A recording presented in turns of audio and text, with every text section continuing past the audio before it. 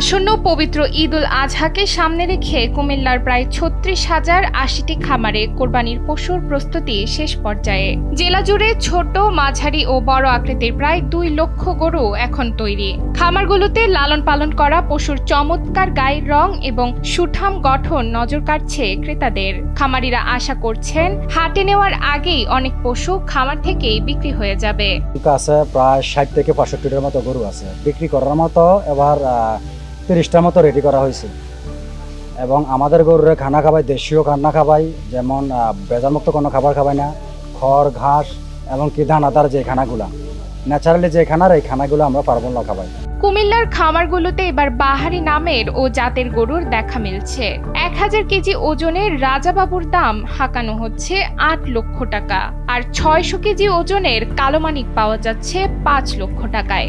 বাজারে সাধারণ ক্রেতাদের নাগালের মধ্যে থাকা ৫০,০০০ থেকে ৪ লক্ষ টাকা মূল্যের গরুর সংখ্যাই সবচেয়ে বেশি।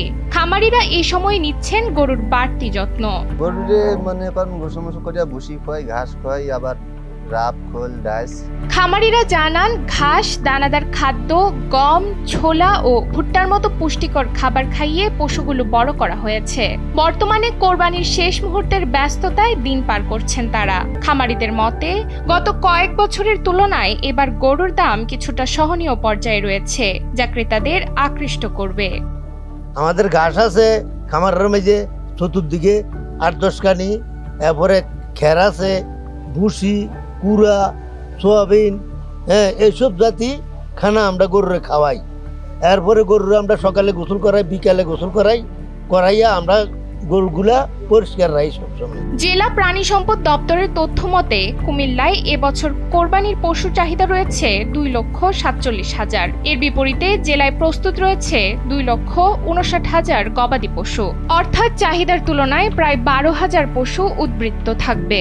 আমাদের আসন্ন কোরবানিকে সামনে রেখে আমাদের ২,৫৯,০০০ পশু রেডি আছে আমাদের হাতে কোরবানির যোগ্য। এই পশুর ভিতরে গরু, বকনা, ষাঁড়, বলদ, তারপর মনে করেন আপনার মহিষ, ছাগল, ভেড়া এর ভিতরে রয়েছে আর কি ২,৫৯,০০০ মধ্যে। তো কোরবানি হবে হইলো চাহিদা হইলো ২,৪৭,০০০। আমাদের কুমিল্লা জেলা ১৭ উপজেলায় আপনার ১২,০০০ গরু উদ্বৃত্ত থাকবে।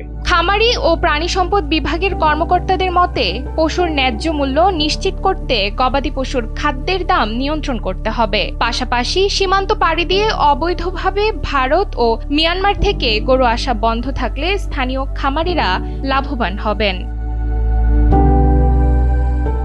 কুমিল্লা থেকে মঈন নাসির খানের পাঠানো তথ্যচিত্রে ডেস্ক রিপোর্ট, নুসরাত তালবিয়া।